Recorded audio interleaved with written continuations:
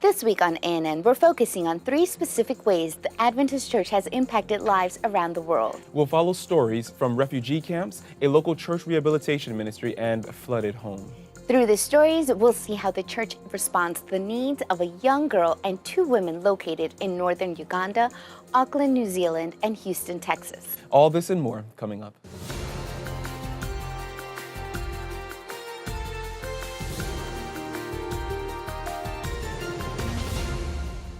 Thanks so much for joining us. This week, we're presenting stories on how the Seventh-day Adventist Church responds to crisis, disasters, and rehabilitation needs. Adventists can be found serving in all parts of the world through the church's humanitarian agency, local church ministries, or individual Good Samaritan efforts. Their actions show how the ultimate demonstration of love is to serve. We hope you'll be blessed and inspired. Our first feature is about a young South Sudanese girl named Rhoda, who is currently living in Uganda as a refugee. The South Sudan conflict separated Rhoda from her mother and grandfather, leaving her alone for 3 days. Her teacher, who is also her neighbor, looked after Rhoda as they fled to Uganda for their safety. They ended up at the Bidi refugee camp in northern Uganda. There, the Adventist Development and Relief Agency is equipping its occupants with tools to rebuild their lives in their new homes. Adra Norway has more. When I came home from school that day, no one was home. I'm not sure what happened to my family. I believe that they must have run into the jungle to hide from the rebel soldiers. I was home alone for 3 days. I was very afraid, and I didn't know what to do. That is when my teacher, Miss Stella, found me. She's our neighbor, but she got separated with the parents, and I know her very well. So I felt, let's come together to Uganda. So I just got her and then we come together to Uganda. So that's why up to now we are together. When I first arrived at the camp, I was very sad. All I could think about was my mother. What had happened to her? Was she all right? Would I ever see her again? For many days, I hardly ate anything, and I didn't want to talk to anyone. But it's better now. Miss Stella has been very kind to me. When we got here, we were given a small plot of land, some blankets, mats, and cooking pots. They also gave us a tent for shelter, but it was very hot. Miss Stella decided that we needed something better. She made some bricks out of mud. Once they dried in the sun, she laid the bricks herself and built us a house. It is much cooler on hot days than the tent, and keeps us much drier on rainy days.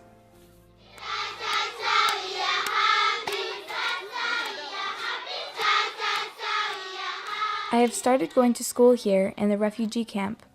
Right now, our school is just a group of tents, and it's very crowded. Back home, we would have about 40 students in a classroom. Here, we squeeze together into our desks and fill up the tent with about 200 students. It sometimes gets very noisy with all the children together in one room, but we are still learning. It is also nice just to have some place to go every day and to be with the other kids who are facing some of the same problems as me. My best friend is Joanne.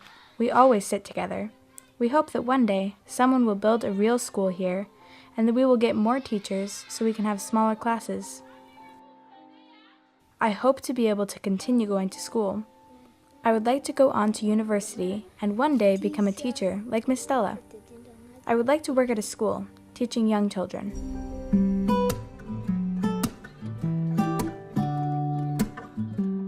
After school, I really like going to the playground near the school. There are a lot of fun games that you can play there. I like the swings the most. When I come home from school, I help Miss Stella by going to the well to fetch water. Joanne and I often go down together. There are always a lot of people at the well, and sometimes we must wait a long time before it's our turn. Joanne and I also fetch firewood so that we have something to cook our meals with. We are often the ones that help prepare the meals and cook over the stove.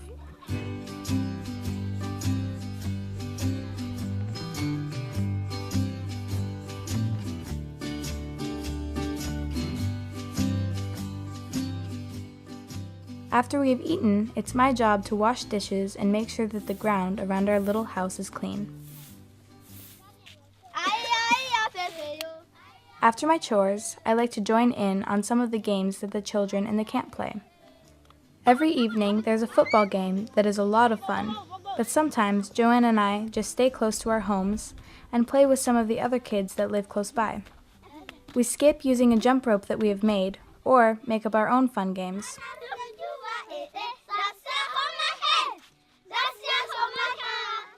Keeping active like this, helping Miss Stella, and playing with my friends has helped me stop worrying about my family so much.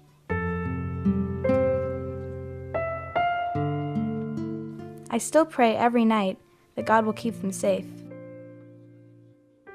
At least I still have hope that my mother is alive, somewhere. My friend Joanne is not as fortunate. Her father was killed by the rebel soldiers, and she doesn't know where her mother is. She came here with her 2 brothers and grandmother. When we get sad, we help each other out. Back at home, we were so afraid that the rebels would come that we were afraid to leave our home.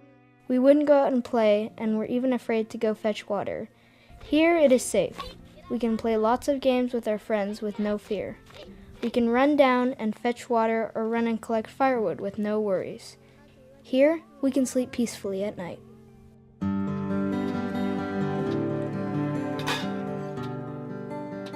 We are refugees, living in a foreign land, far away from our homes.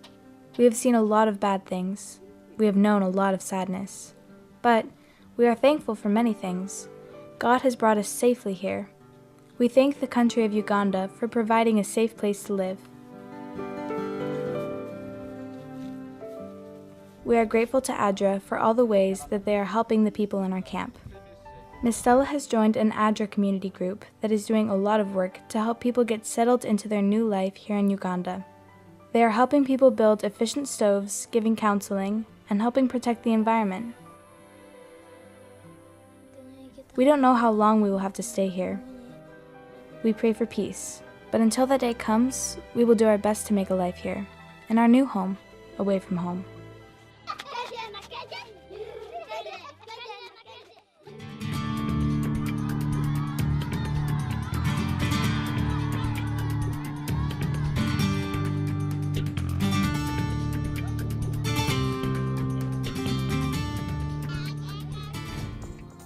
Coming up, a widow is overwhelmed by the damage of Hurricane Harvey that Hurricane Harvey caused to her home, but she's grateful she doesn't have to face it alone. But up next, see how a local church ministry in New Zealand transformed the life of a woman who was imprisoned for murder.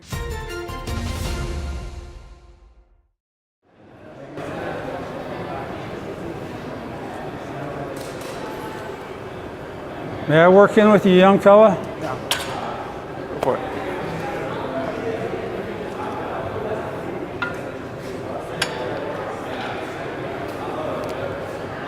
That's the way you do it. Got to put a little weight on it. But I'll put it back up here for you.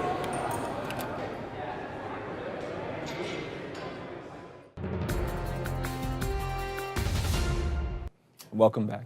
Our next story comes from New Zealand. The Calvary Community Seventh-day Adventist Church operates the Grace Foundation in the nation's capital city, Auckland. The ministry offers housing, counseling, and support for community members who are often marginalized. We're about to meet Tony, who is in one of the rehabilitation programs offered by the Grace Foundation. Tony was introduced to the ministry while she was transitioning from her time in prison. Hope Channel New Zealand has more.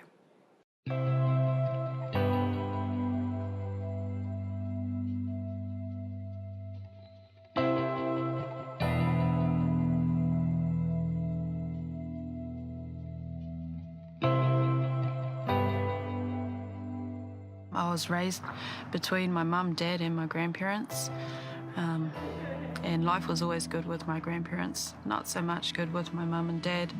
My mum suffered postnatal depression. My dad was very violent and he was a drug user. So I dipped into drugs. I went from just plain cigarettes to marijuana, alcohol. and into using IV morphine.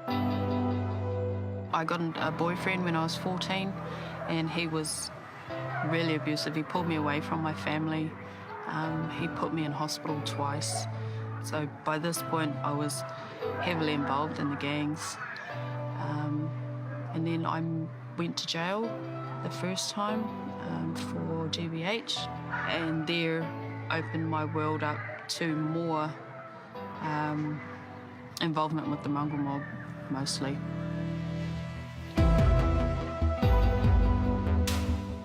So from that point, from my first release, I entered into a new relationship with the father of my children that was full of drugs, more crime, and more abuse, which led to our break. And I moved to Auckland, started selling drugs, started selling myself into prostitution and associating with some pretty heavy people, which resulted in me actually killing somebody, taking someone's life, and ending up in prison for it.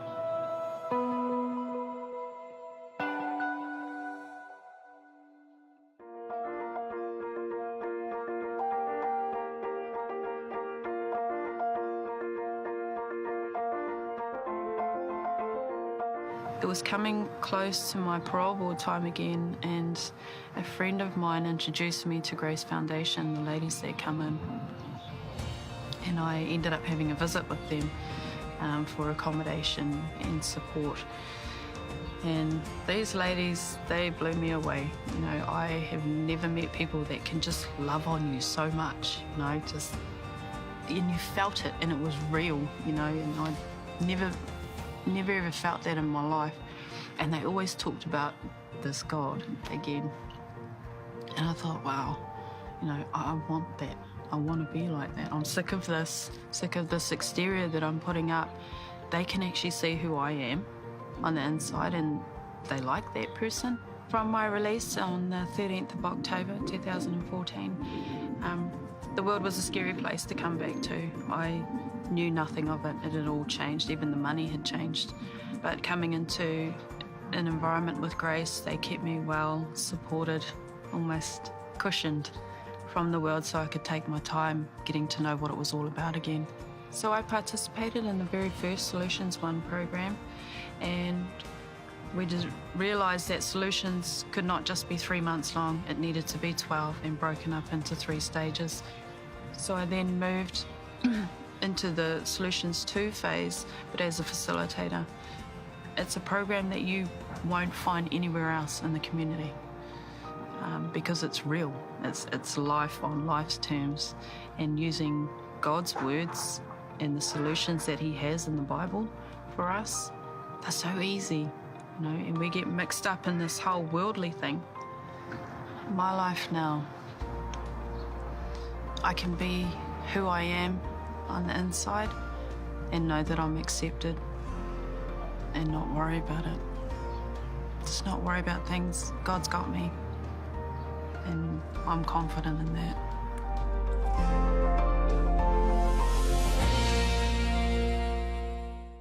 Our final story this week took place in the wake of Hurricane Harvey. The powerful storm dumped heavy rain on the city of Houston in the U.S. state of Texas. The flooding was disastrous, and many homes were destroyed or severely damaged. A group of Adventists drove throughout their neighborhood after the storm, searching for people to help. They found the woman in the following video and helped her survey the damage in her home. The Seventh-day Adventist Church's North American region sent this report, which was produced by Timothy Wolfer.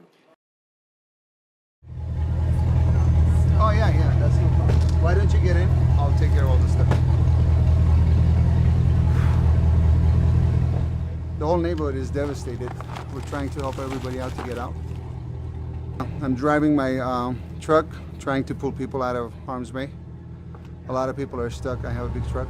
I feel terrible. I mean, we're the local Jack and Knox here. Our stores are closed too, so we thought it would be just good to go and help people out. And it just feels terrible. These are my neighbors, and we're all Houstonians, so it's tough.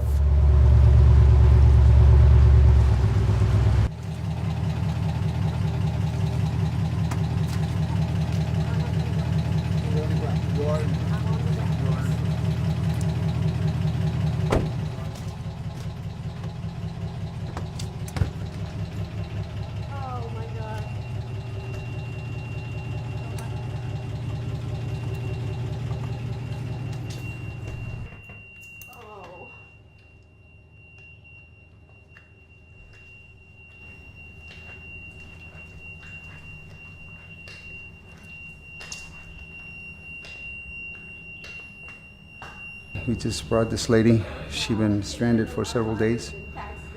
And we just walked into her house. She has like 3 feet of water. And she just remodeled the house. All the counter, everything is brand new. And it's just ruined right now. This is an antique vitrola. It's so old. And I put baggies, but it didn't do any good. Okay? I'm fine. Thank you so much.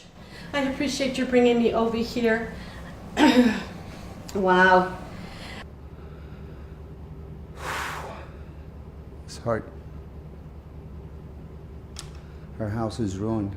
I mean, she has a lot of water. All her furnitures are gone. And her husband passed away, she said, last year. And we just met her on the street, actually. I'm thankful that myself and my family are all fine because I have my mother and so many family members in Rockport that their homes got hit, and my uncle lost his home in Victoria, but we're fine.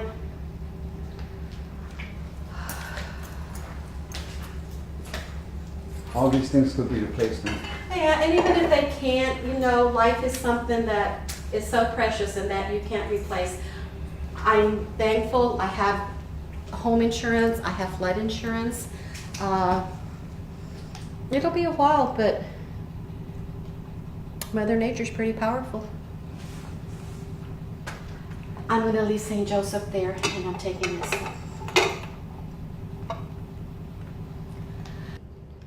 Yesterday just got into me, you know, just got me down because you see all these people hurting. And I just had one of those moments. I couldn't control it anymore. But we're okay. We'll come out of this. I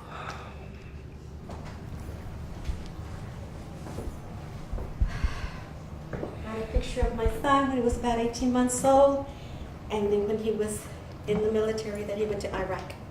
I'd like to get that. Thank you. Okay. You served in Iraq? Yes, he was overseas in the Navy. And this is a picture. I thought I had left it down on the floor next to the couch. Thank God. Oh, God. Please give me strength and I'll be fine. I know I will. Thank you for all the strangers that have given me their strength and their help. I will be fine. As long as my family is fine in Rockport and Victoria, I'll be okay. Thank you. Bless all these people who have helped so many people, please. Amen. Okay, I'm ready to go. Let me turn the lights off. Okay.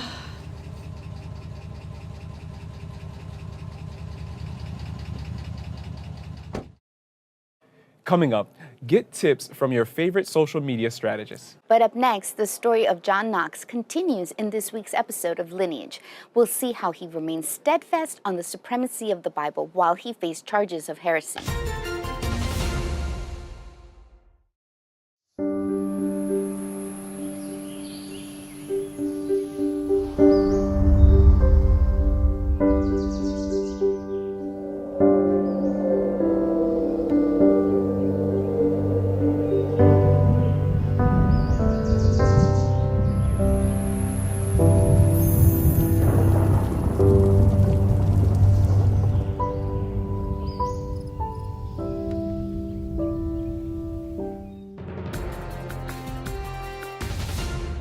Welcome back. Mary, Queen of Scots, was known for getting reformers to recant their beliefs. However, her methods were tested when she was face to face with John Knox. She was even quoted as saying, "I fear the prayers of John Knox than the 10,000 men armed and ready for war." Learn about the faithfulness of this bold, unwavering reformer during his showdown at Holyrood.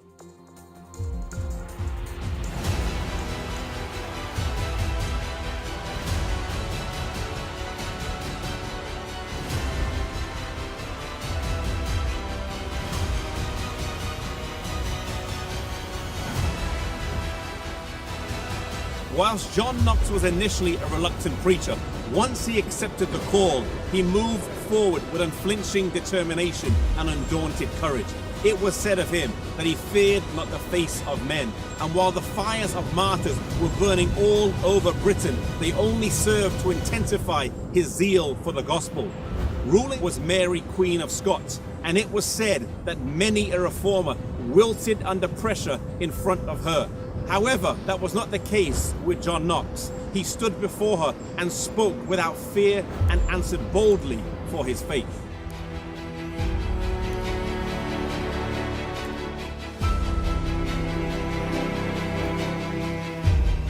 On one occasion, he was brought before her here at Holyrood Palace in Edinburgh, charged with heresy, as she said he instructed the people to keep a religion forbidden by the state. Thus she said he transgressed the command of God, requiring that subjects obey their princes. However, he was able to answer with strong and compelling reason, saying that right religion receives its original strength and authority not from worldly princes, but from the eternal God alone.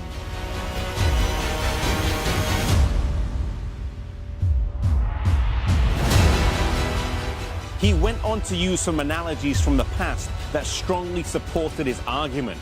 If all the seed of Abraham were the religion of Pharaoh, what religion would there have been in the earth? Or if in the days of the apostles all men were the religion of the Roman emperors, then what religion would have been on the face of the earth? And so he said, you may perceive, madame, that subjects are not bound by the religion of their princes, albeit they are required to give them obedience. Mary responded, ye interpret the scriptures one way, and they, the Roman Catholic teachers, interpret another way. Whom shall I believe, and whom shall be the judge? Ye shall believe God, that plainly speaketh in his word, and further than the word teaches, ye shall neither believe the one nor the other. The word of God is plain in itself, and if there appear any obscurity in one place, the Holy Ghost, which is never contrary to itself, explains the same more clearly in other places, so there can remain no doubt, except unto such as obstinately remain ignorant. John Knox pointed to the supremacy of the Bible and the internal consistency of the Bible in being able to answer the challenging questions that were put before him. It was answers such as these that illustrate just how bold he was. But it was not just his intellect that put fear into Mary, Queen of Scots, but also his prayer life. It was said by her, I feared the prayers of John Knox more than 10,000 men armed and ready for war. John Knox started his ministry carrying a two-handed sword, following his teacher George Wishart, but by the end of his ministry, he was more famous for his prayer life.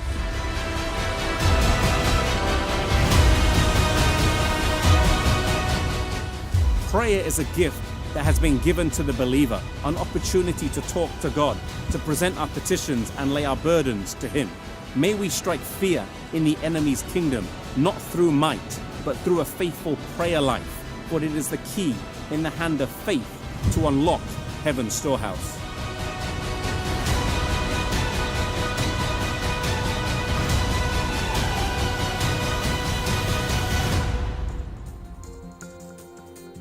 Learn more and by visiting lineagejourney.com.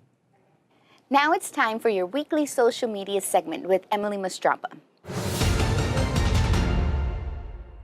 Adventist News Network just got some great new features on their site. The mission of ANN is to connect and reflect the Adventist community of faith around the world. One way they're helping people to connect is by allowing comments on their news stories. Readers can now share their thoughts on the topic and connect with other readers. While this is a wonderful outlet for people to express themselves, we want to be sure that everyone is following our comment requirements. We ask that comments do not include advertisements or profanity.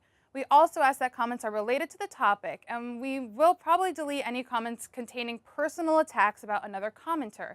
You can read more about our requirements on our Facebook page. Another new feature is that stories have videos right in them. Right when you click on the news story, the video is right at the top, embedded into the story. It's a great way to learn more about the topic and actually see what you're reading about. Be sure to follow the Adventist News Network on Facebook and Twitter at Adventist News, and comment on stories to let us know what you think.